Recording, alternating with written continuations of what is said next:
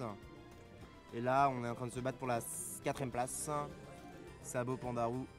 Et Sabo, du coup, qui 2 fois de weekly de suite fait la 4ème place minimum.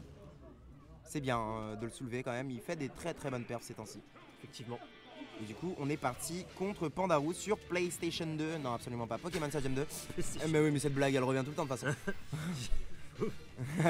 Et du coup, on va avoir Inkling contre Ices. Ça reste un match-up assez compliqué hein, pour les gens qui connaissent pas bien Ices. Et là, il va falloir repartir directement sur un set tout nouveau. Hein, parce que Ouais, complètement.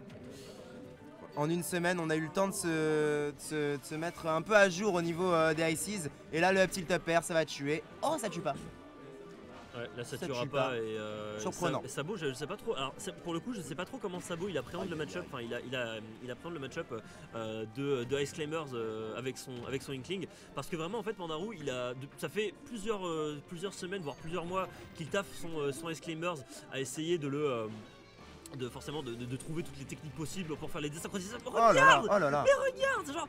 Et ça s'arrête pas, tu peux pas faire un move sans que le personnage, s'il y en a un qui t'agresse, c'est pas grave, l'autre il va te grave. Enfin, si t'en grabes un, c'est pas grave, l'autre il va te faire un smash. C'est ça. Il y a 0 temps mort quand tu joues contre. Il se passe 1000 trucs à l'écran, il va falloir que tu sois au courant de toutes les choses, tous les setups qui soient possibles entre ces deux personnages. Et là, Sabo il a compris. Là, Sabo ouais, il a compris. Il va aller tuer Nana, mais en vrai, je suis pas sûr que sur Ultimate ce soit la meilleure façon de jouer hein, contre Ice Climbers. Tuer Nana, c'est pas forcément les meilleures choses.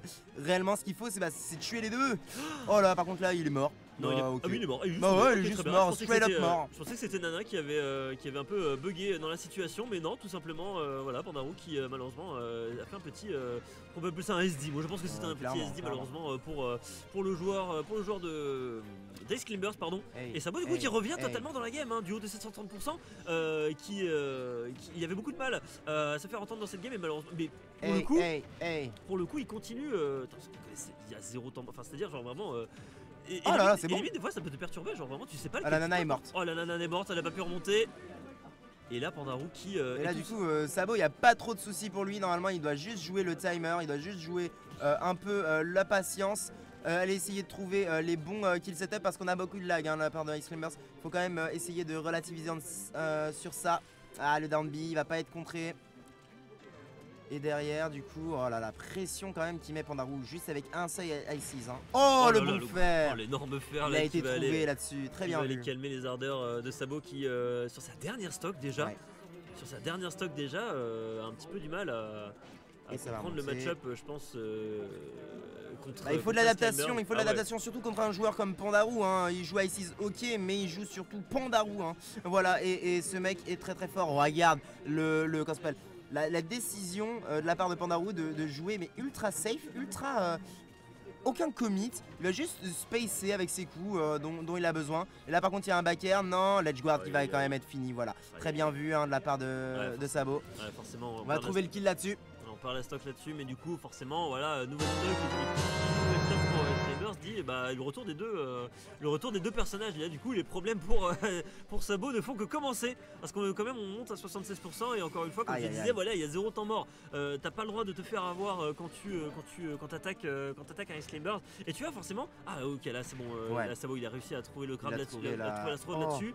Et encore une fois le rouleau qui ne va pas pouvoir confirmer quoi que ce soit, mais par contre Sabo qui monte quand même son adversaire à 99%, mais c'est pas grave, il y aura quand même le up smash de Pandarou qui va aller confirmer la stock contre Inkling. Bon après je trouve que Sabo a vraiment bien joué là sur cette game. Ouais. Peut-être qu'à la fin le side B était un peu bourré, mais il a dit c'est une option, il va peut-être roll, ça va peut-être toucher, je vais peut-être avoir un avantage dessus, 80% voir la stock. Moi je trouve que c'est bien fait de sa part, mais il fait tellement de rollers, mais oui, mais c'est safe. Enfin, voilà, si tu le fais bien, normalement, si tu le fais en landing ou sur une take chase, il n'y a pas de souci, hein, c'est safe.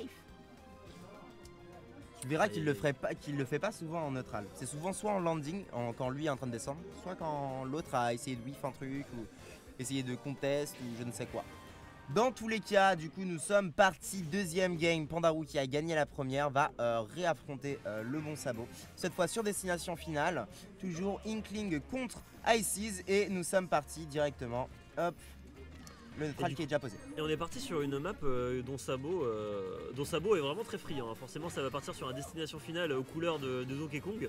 Et il a réussi à nous convaincre qu'il arrive à jouer en fonction du nombre de rondins. Et du coup, ça l'aide. Sérieux? Ah oui, il a réussi à nous convaincre de ça. Et du coup, et en gros, il se dit, ouais, tu vois, genre par exemple, ouais, si je suis à 4 rondins du ledge, là, je peux passer dans le smash et tout. Ouais, trop stylé, franchement. Si le mec est vraiment. S'il arrive à vraiment faire ce genre de choses, il est extrêmement fort. C'est Nana qui est à Paris. Il y aura quand même le forward smash de. Oh non. Oh là là, on est parti sur la combo. Ah, non, le dommage. regrab qui a été foiré malheureusement. Mais ouais, du coup, Pandarou qui, du coup, tranquillement va continuer d'enchaîner un peu ses combos, ses pourcentages.